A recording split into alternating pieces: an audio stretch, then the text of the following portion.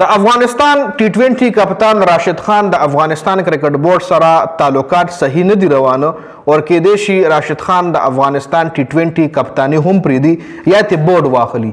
اوس چې کوم نوي اپډیټس راغلي دي هغه دا دي چې د راشد خان او د افغانستان کرکټ بورډ ترمنځ اړیکې ښې نه دي روانې. د اجرایه رئیس نصیب خان او د بورډ د مشر میرویس اشرف سره یې تعلقات خراب دي اور حالات ډیر توده دي، حالات ډیر ګرم دي. همدغه ستونزو له امله کېدای شي چې د هغه د شل اوریز لوبو له کپتانۍ سره استعفا هم واخلي. راشد خان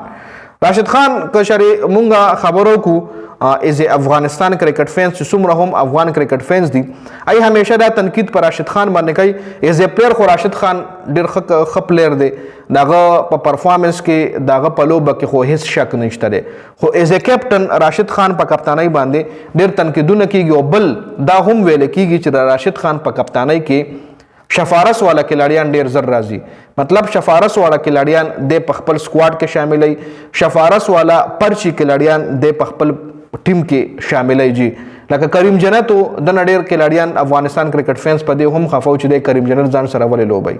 یا اوس نه لوبډاله کې اوس هم داسې کھلاڑیان دي، ګلبدین شو یا نبی شو یا داسې نور کھلاڑیان دي چې دا غي په پرفارمنس باندې سوالیه نشان دي او هغه په ټیم کې شامل کړي راشد خان دي. نو په دې وجه پر راشد خان باندې تنقید کیږي چې د ټیم کې شفارسي تعلقاتي چې کوم شفارس والا کھلاڑیان دي هغه د ځان سره لوبي او د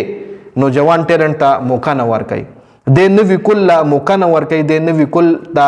چانس نه ورکوي چې مخکې راشي او هغه ښه گیم وکړي. ایون دا هم ویل کیږي چې افغانستان کرکټ ټیم کې لکه رشتہ داری هم شته دی، لکه دی غواړي چې خپل روارګان خوریونه هم ټیم ته راولي، لکه د نبی زوی دی داسې د راشد خان هم څه تربوران د تر زامن وغیره څوک نه څوک داسې مالا کنفرم علم نشته، خو چې کوم افغانستان کرکټ فینس داخلي نه مالا سم میسیجز راشي اکثر زموږ مرګري دی سره چې کینو نو هم دا خبره کوي چې لکه د خپل رشتہ دار هم ټیم ته دراوستو کوشش کوي جی. خیر چې کوم ځای کې مطلب شفارش شروع شي نو الته بیا د ټیلنټ قدر نه وي، او چې د ټیلنټ قدر کوم ځای کې نه وي نو الته بیا کھلاڑیان مخکم ناراضي او کھلاڑیان ډیساپوینټډ شي، نو بیا نورو ملکونو سره لوبې شروع کوي، بیا خپل وطن پرېږدي، یو اس اے ته لاړ شي، عمان ته لاړ شي، یو اے ای ته لاړ شي، بل ځای کې لوبه شروع کوي، بل ځای کې کرکټ شروع کوي. نو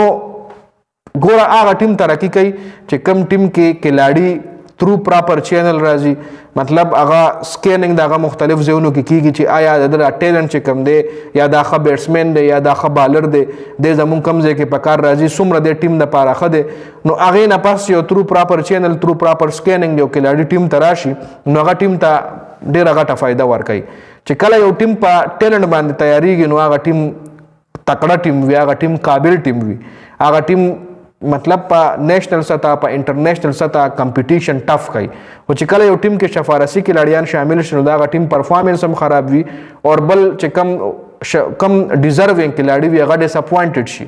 هغه لاړ شي بل وطن کې لوبه شروع کړي. داسې د پاکستان ډېر کھلاڑیان دي چې په پاکستان کې موقع نه ملاوېده نو پاکستان پرېښی دی. اوس سمیع اسلم دا د پاکستان بالرو د پی ایس ایل کې هم لوبه کړې ده، پاکستان ټیم کې هم لوبه کړې ده او اوس یو اس اے سره لوبه کوي. داسې د نیوزیلینډ کھلاړي و